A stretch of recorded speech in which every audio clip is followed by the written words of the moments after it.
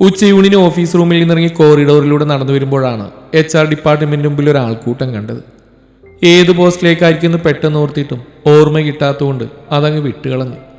കാരണം പല പോസ്റ്റുകളിലേക്കും പലപ്പോഴും പല ആഴ്ചകളിൽ ഇന്റർവ്യൂ നടക്കാറുണ്ട്.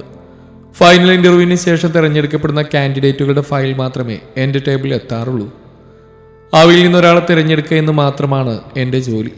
അതുകൊണ്ട് തന്നെ കൂടുതലായി ഞാൻ ഇന്റർവ്യൂ ബോർഡിലേക്ക് തിരിഞ്ഞു നോക്കാറില്ല എന്നല്ല, നോക്കാൻ സമയം കിട്ടാറില്ല എന്നാണ് ശരി. ഞാൻ Aarathi Madhav, AM group of കമ്പനീസിൻ്റെ CEO. പക്ഷെ പെട്ടെന്ന് വിട്ടുകളെ മനസ്സ് അനുവദിക്കുന്നില്ല. കാരണം വേറൊന്നുമില്ല, HR ഡിപ്പാർട്ട്മെന്റിന് മുന്നിലൂടെ പാസ് ചെയ്യുമ്പോൾ ഇന്റർവ്യൂവിനായി കാത്തിരിക്കുന്ന ഉദ്യോഗാർത്ഥികളിൽ ഒരാളുടെ മുഖം ചിരപരിചിതമായി തോന്നി. പ്രായം അതിൻ്റെ കൊത്തുപണികൾ നടത്തിയിട്ടുണ്ടെങ്കിലും ആ മുഖം എവിടെയോ പരിചയമുള്ളതുപോലെ.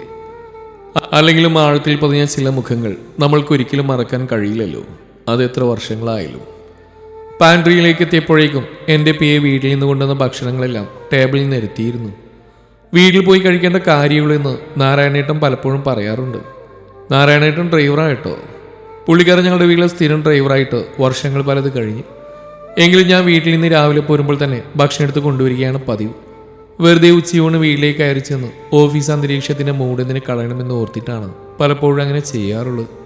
നല്ല ചൂട് ചോറും വെള്ളരിക്ക പുളിങ്കറിയും നത്തോലിപ്പീരയും ക്യാബേജ് തോരനും പപ്പടവും അച്ചാറുമെല്ലാം സൂസൻ ടേബിളിൽ എടുത്തു വെച്ചിട്ടുണ്ട്.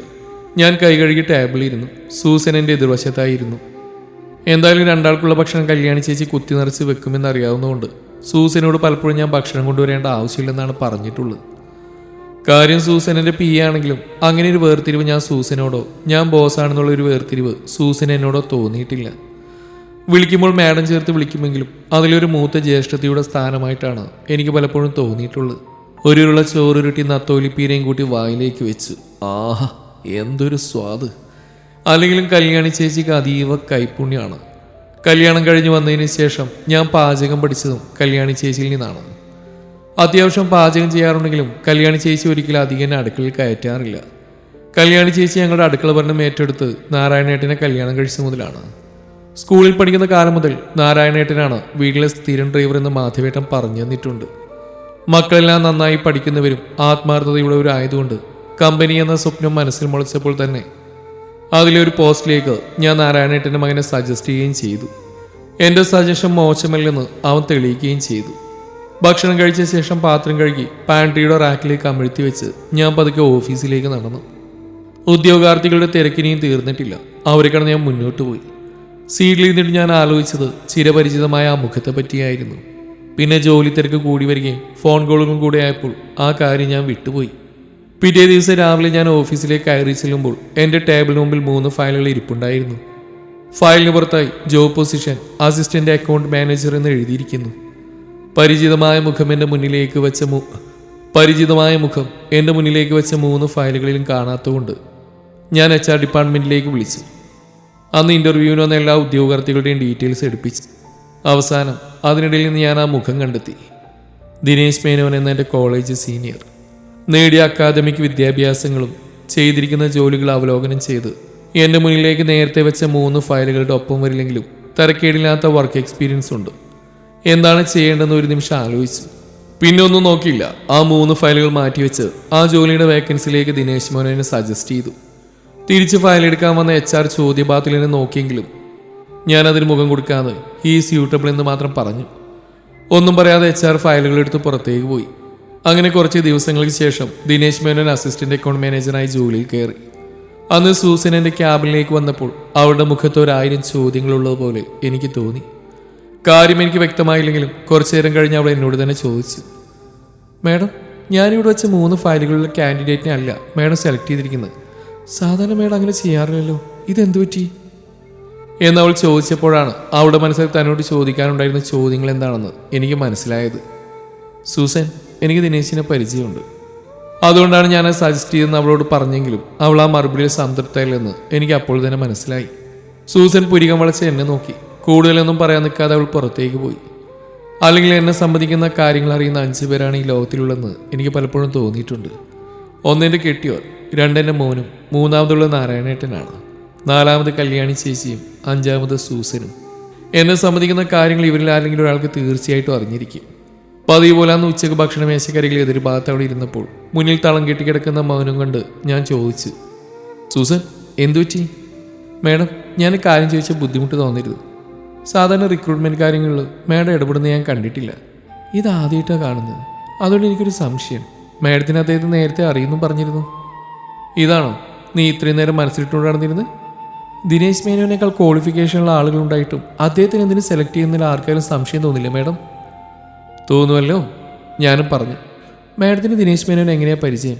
അത്രയും പരിചയമുള്ളതുകൊണ്ടാണോ മാഡം ആ പേര് തന്നെ സജസ്റ്റ് ചെയ്ത്? അതൊരു വലിയ കഥയാണ് സൂസൻ. ദിനേശൻ എൻ്റെ കോളേജ് സീനിയർ ആയിരുന്നു. അവൾ കഥ കേൾക്കാനായി കാത് കൂർപ്പിച്ചിരുന്നു. ഞാൻ പറഞ്ഞു തുടങ്ങി. വർഷം 2000. ഞാൻ ഡിഗ്രിക്ക് പഠിക്കുന്ന കാലം. ഞങ്ങൾ ഫസ്റ്റ് ഇയറും ഞങ്ങളുടെ സീനിയറും ദിനേശ് മേനോൻ ബികോം സെക്കൻഡ് ഇയറും ആയിരുന്നു. വർഷങ്ങൾ പെട്ടെന്ന് കൊഴിഞ്ഞുപോയി. ഞങ്ങൾ സെക്കൻഡ് ഇയറും ദിനേശ് മേനോൻ തേർഡ് ഇയറും ആയി. ദിനേശ് മേനോൻ്റെ ക്ലാസ്സിൽ പഠിക്കുന്ന പേരറിയാത്തൊരു വ്യക്തിക്ക് എന്നോടെന്തേ ഒരു ഇഷ്ടം. സത്യം പറഞ്ഞാൽ ഈ പേരറിയാത്ത വ്യക്തിയെ ഞാനും കണ്ടിട്ടുണ്ട്. ഈ വ്യക്തിയുടെ വീണ്ടുമ്പിലൂടെ പലപ്പോഴും എൻ്റെ വീട്ടിലേക്ക് ഞാൻ പോയിട്ടുണ്ട്. സ്കൂൾ കാലഘട്ടം മുതൽ തന്നെ ആ വ്യക്തി എനിക്ക് കണ്ട് പരിചയമുണ്ട്. ഏറ്റവും വലിയ രസം എന്താണെന്ന് വെച്ചാൽ പേരറിയില്ലെങ്കിലും ആളിനെ നന്നായിട്ട് അറിയാവുന്നതാണ്. കോളേജാണ്, ക്യാമ്പസാണ്, അന്യോന്യം പ്രണയങ്ങൾ തോന്നുന്ന കാലാണ്. സീരിയസ് ആയതും സീരിയസ് അല്ലാത്തതായ പ്രണയങ്ങൾ പൂത്തെളിർക്കുന്ന വേദിയാണ്. സാധാരണ കോളേജ് കാലം കഴിയാറാകുമ്പോഴാണ് പലർക്കും പ്രണയിക്കാൻ തോന്നുന്നു, പ്രണയ അസ്ഥിക്ക് പിടിക്കുന്നത്. അങ്ങനെയാണ് ഈ പേരറിയാത്ത ചങ്ങാതി ഒരു ദിവസം ഞാനും കൂട്ടുകാരികളും നടന്നു പോകുമ്പോൾ എന്നെ ചൂണ്ടിക്കാട്ടി ഞാൻ ആ പെണ്ണിനെ സെറ്റ് ചെയ്താലോ എന്ന് ഈ ദിനേശിനോട് കൂടെയുള്ള സുഹൃത്തുക്കളോടും ചോദിക്കുന്നു.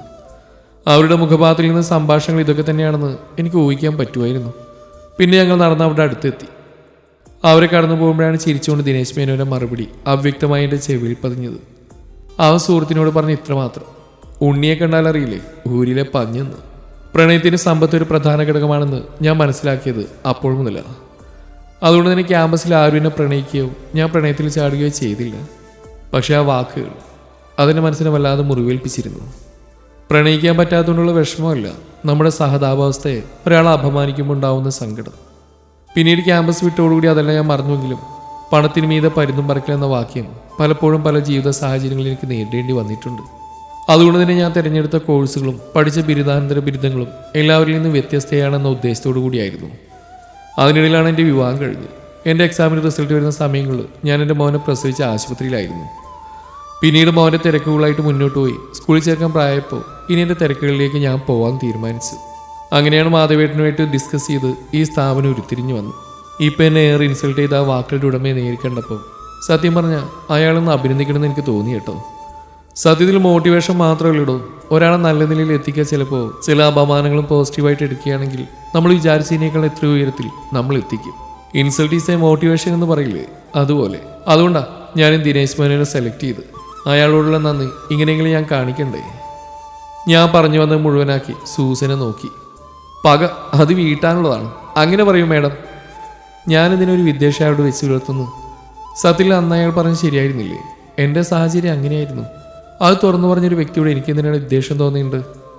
എന്നാലും സമ്മതിച്ചില്ല അല്ലേ മാഡം? സൂസൻ എന്നോട് പറഞ്ഞു. ഞാനൊന്ന് പുഞ്ചിരിച്ചുകൊണ്ട് കുറച്ച് പൈനാപ്പിൾ പച്ചരി എടുത്ത് ചോറിലേക്കിട്ട് കുഴച്ച് ഒരു ഉരുളയെടുത്ത് വായിൽ വെച്ചു. പൈനാപ്പിളിൻ്റെ മധുരവും പച്ചമുളകിൻ്റെ കുറച്ച് എരിവും പിന്നെ പച്ചക്കടുകിൻ്റെ അപാര രുചി, അതുവല്ലാത്തൊരു ഫീല് തന്നെയാണ്. എന്നെ അപമാനിച്ച വ്യക്തി എൻ്റെ കീഴിൽ പണിയെടുക്കുന്നതെന്ന് പറയുന്നു ഒരു വല്ലാത്ത ഫീല് തന്നെയാണ്. എന്നോട് തന്നെ എനിക്ക് തോന്നുന്ന ഒരു അഭിമാനത്തിൻ്റെ ഫീലിംഗ്.